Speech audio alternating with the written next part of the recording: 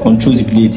Now when you place this outside blade on this, when you tighten it on it, you can notice you are moving the lever. Now this is the iron that is moving basically. Now when you tighten it on this, when you attach this to it, automatically this moves.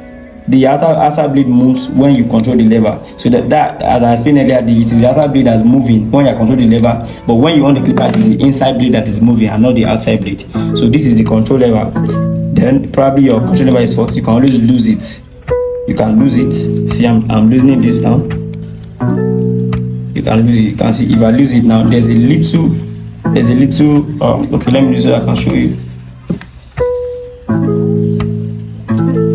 Kick. Now first, this is the lever, this is the control bar, this is the control lever that is attached to this controlling iron that you can see right here. Now you can see this little space. You can see this little space here. This is where this little thing here goes into. Now when I bolt it down, and this is what controls the lever up and down. Once it's attached to this, what controls the lever up and down. Now that the entire thing is loose, let me show you real quick on how to tighten it back and put everything back in place in case you have a problem with your clipper. So I'll be starting. It's always advisable to start with your controller. This lever that controls your clipper is always to start with it. So I'll be starting with this now. And when you're tightening it, you want to ensure that the little dots on this controller, this one goes into this space at the time you are tightening it out, and on a well closed up tightening, you can see, as you can see now, this is the little opening. It has entered into this little place. So when I control the lever now, it moves conveniently. Then we want to place the blades on it. Now this little thing here is just sorry, excuse me.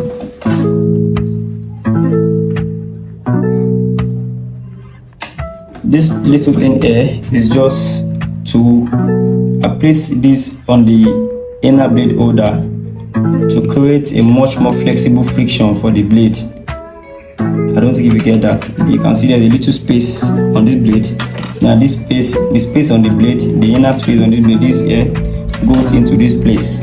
Now when it goes into this place, it might not be well placed on the outside blade, so you can use, most time when you just get your clipper, this is not needed. But because I've been using this one for a while and I've sharpened this blade a couple of times, so it has made the blade much more flatter than it used to be. So that's why I'm using this little guide here to make it much more thicker when I'm placing the outside blade on it. So when you place your inner blade like this, you make sure that the little cutting inside your inner blade is set on the provided space on the blade holder, on the inner blade holder.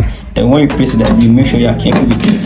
Make sure it doesn't shake. Then you place your outer blade, you place it on it like this. You can see the O on the bigger blade is matching with the O on the blade holder, which is down. Then you can place your micro bolts on it like this and tighten it. I'm tightening it to a clockwise direction now. Yeah, is it. Then before you give it a final tightening, you want to make sure that you have to shift the lever up. You shift the lever up to the skin level. Then you want to ensure that the inner blade and the outside blade is matched. It must be matched, and the inner blade must not exceed the outside blade.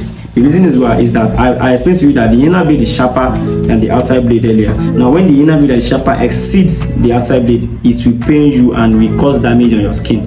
It will cut your body like a razor.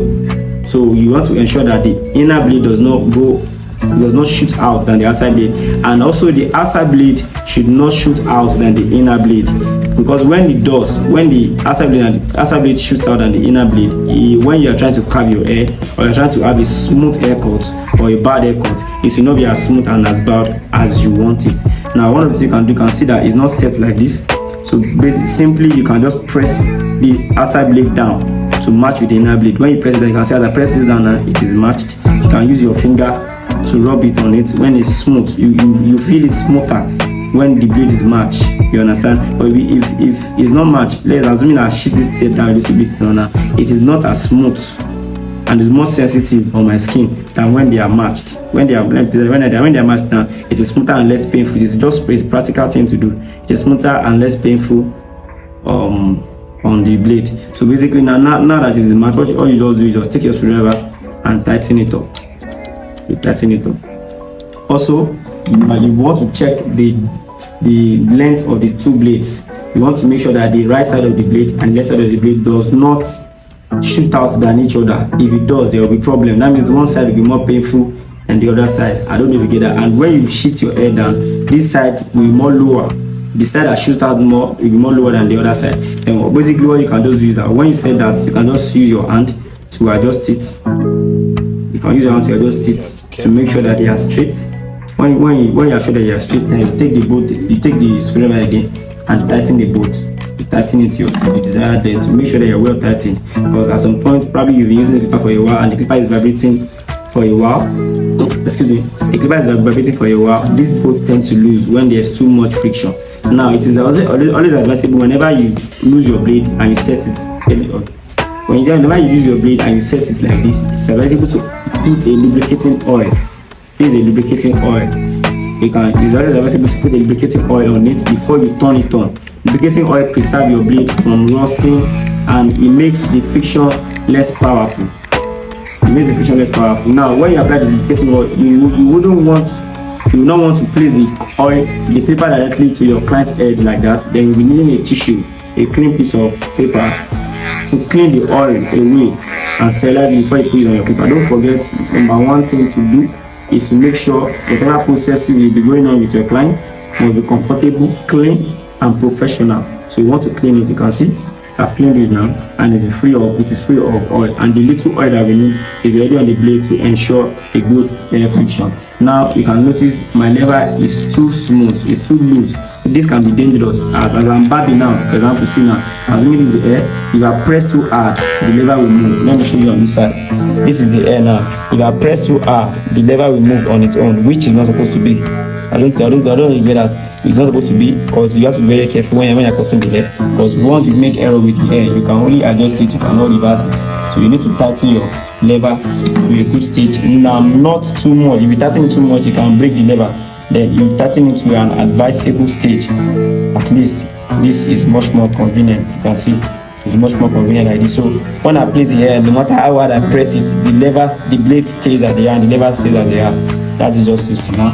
I hope you enjoyed this session with me, and I would love it if you subscribe, like, and share my videos to your loved ones. Once again, my name is Solomon, and I'd love to see you in my next upcoming videos. I love you all.